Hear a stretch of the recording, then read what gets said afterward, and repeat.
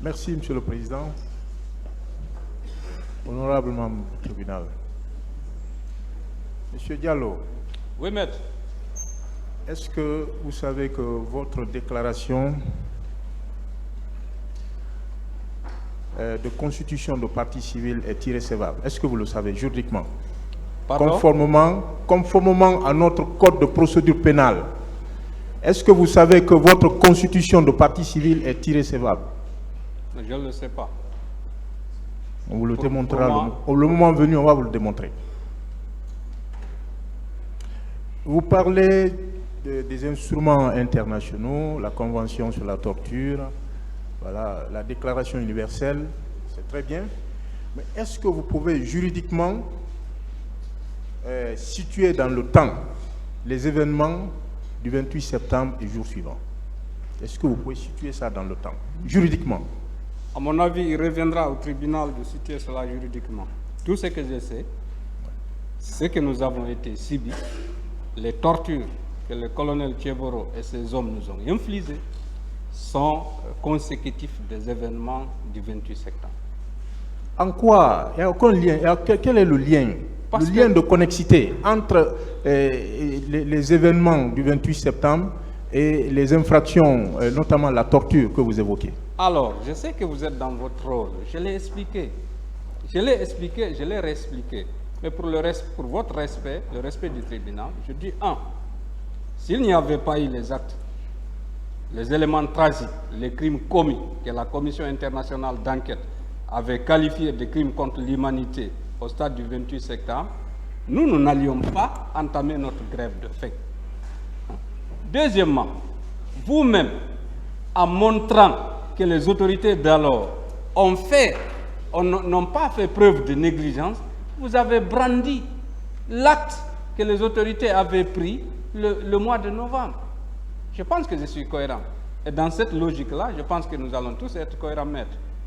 M. Diallo, vous savez qu'il y a eu beaucoup d'événements entre le 28 septembre 2009 et le 28 octobre 2009, jour de votre grève de la faim.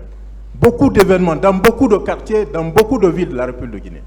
Pourquoi ces événements-là ne sont pas jugés par ce tribunal? Selon vous, pourquoi?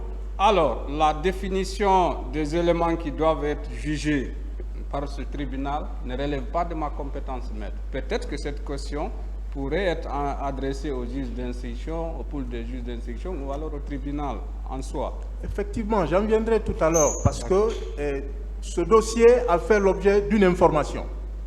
Voilà. Les éléments qui sont contenus dans l'ordonnance de renvoi n'ont rien à voir avec les événements du 28 octobre 2009. Qu'en dites-vous? Je dis ça a un lien et ces éléments-là sont effectivement et bel et bien constitutifs des éléments du 28 septembre. C'est le 28 septembre et les jours suivants. Encore une fois, s'il n'y avait pas eu les événements tragiques, les crimes commis au 28 septembre, au stade du 28 septembre, la même date, nous n'aurions pas entamé cette grève de la faim pour éviter la Guinée de basculer dans une situation de violence. Vous savez, ça c'est vous qui le dites. Voilà. Oui, et c'est ma propre conviction. Une autre question. Quelle est votre compréhension, M. Diallo, de la notion de jour suivant? Vous, votre compréhension. 1 mois, 2 mois, 1 an. Quelle est votre compréhension de cette notion?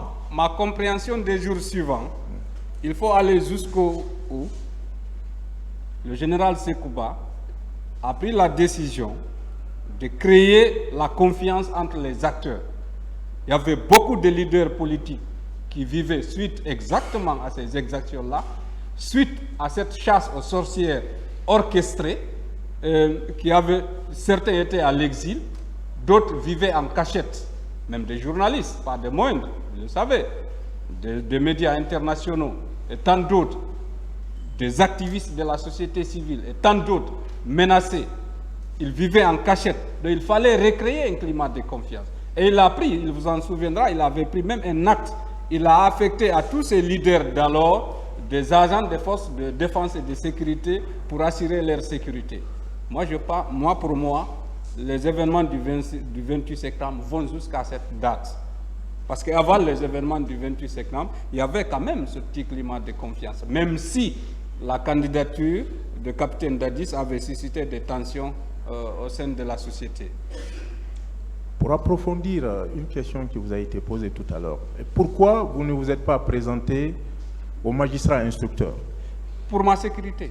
Vous savez que votre client, l'arrogance, vous savez sa puissance publique. Vous savez, oui, l'arrogance, c'est trop dire, monsieur Diallo, devant ce tribunal. Quand il était venu me prendre à la maison de jeunes, vous n'étiez pas là. Donc je ne l'accuse pas. Je vais mourir. Donc je ne l'accuse pas ici. Mais on vous doit tout le respect ici, monsieur Diallo, mais il n'est pas arrogant. Maître, vous m'avez posé la question. Oui, mais veillez sur les propos que vous tenez. Je pense que bon, s'il vous plaît, pas. Si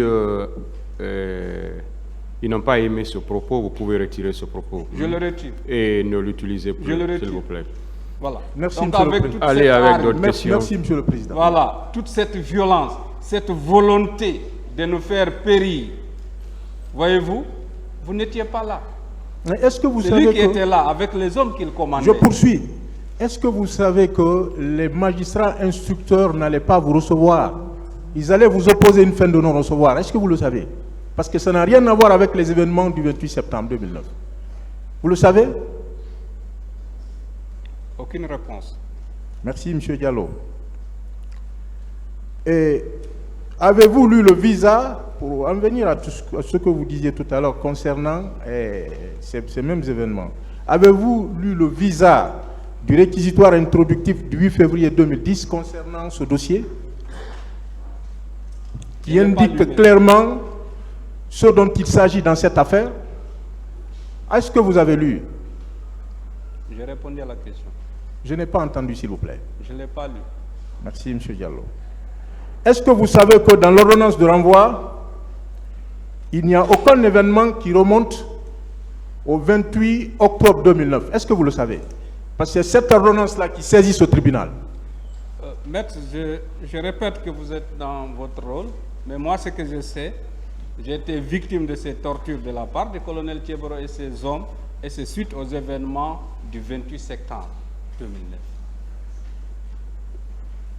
En tout état de cause, M. Diallo, est-ce que vous savez que le colonel ici présent veut bien discuter avec vous sur ces multiples allégations? Est-ce que vous le savez? Avec plaisir. Avec plaisir. Le plaisir, il est partagé. Est-ce que vous savez que tout ce que vous avez dit ici n'est que pure contre-vérité? Est-ce que vous le savez? Contraire à ce qui s'est passé ce jour devant témoin. Tout ce que je dis ici, c'est la vérité. On vous démontrera le contraire le moment venu. Est-ce que vous savez que le colonel Abdoulaye Cherif Diaby, ici présent, ne s'était jamais rendu dans les locaux des services spéciaux entre 2008 et 2009? Est-ce que vous le savez également? Il est là. Bon, moi, je ne vois pas pourquoi cette question. Parce que moi, je ne l'ai jamais dit qu'il s'est rendu là-bas. Vous n'avez pas dit que vous l'avez vu, vous l'avez aperçu à cet endroit? Non, j'ai dit, oui. J'ai dit, et je répète, au CAC Donka, je l'ai vu, et il a instruit de nous enregistrer des souhaits. C'est ce que j'ai dit, et je le maintiens. Mais vous ne m'avez jamais entendu dire que je l'ai vu aux services spéciaux. Maître. Merci voilà. pour cette précision. Voilà. Est-ce que vous savez que le chef de quartier de Dixine, de l'Andrea, était présent ce jour, était sur les lieux, et c'est à sa demande d'ailleurs que le colonel Moussa Thieboro est intervenu? Si je suis à l'aise avec une question, c'est cette question-là. Effectivement, colonel Thieboro pense que ce chef de quartier lui est redevable. Vous savez, à l'image du capitaine Dadis qu'on l'a vu au palais, dire en disant à un directeur de douane, je te demande, j'envoie un autre, envoie retraite anticipée. C'est ce qui s'est passé qui symbolise la violence et comme on appelle le non-respect des règles et principes qui régissent une gouvernance normale. C'est comme ça que le colonel Thieboro l'a nommé. En tant que ministre d'État chargé du conflit, il est venu soi-disant à un assainissement. Le chef de quartier n'était pas là. Il dit, bon, je te nomme chef de quartier. Je le connais bien, le monsieur là. Et d'ailleurs, nous, ce monsieur nous a rendu service. J'ai parlé tantôt de 2 filles qui étaient avec nous. Le lendemain, quand effectivement ces éléments étaient revenus sur le terrain, c'est ce chef de quartier qui a gardé une de nos filles dans son bureau pour ne pas qu'il subisse les courroux du colonel Thieboro le lendemain, jusqu'au soir. Et il l'a raccompagné jusqu'à Amdalaï. Je sais, j'ai le respect pour ce chef de quartier. Mais à chaque fois, j'ai suivi le colonel Thieboro. À chaque fois, il dit, est-ce que vous savez le chef de quartier? Donc pour lui, ce chef de quartier-là, lui est redevable, parce qu'il l'a nommé dans ces conditions-là. Je suis prêt à l'affronter.